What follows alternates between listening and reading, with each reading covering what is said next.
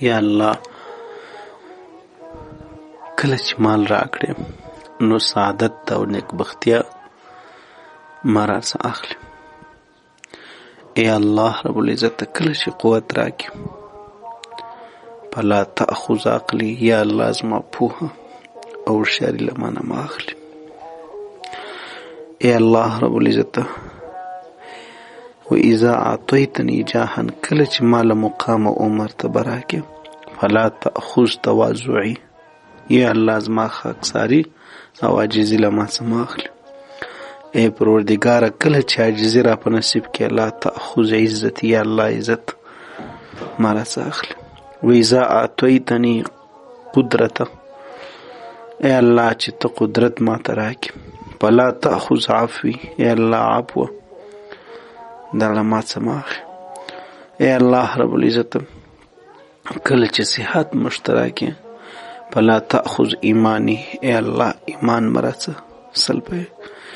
ای الله که موږ تا هیر کو و اذا نسیتک لا تنسانی، خدای ته مې مه هېروې. عزیزانو دا ډیره د پام دعا ده، ډیره د فکر دعا ده.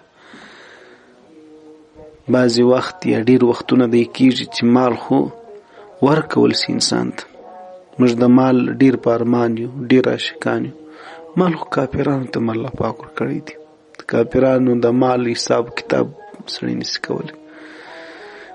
دغه ادنا دغه کمزوري زموږ د ټول ښار سرمایه‌دارانو سره برابر.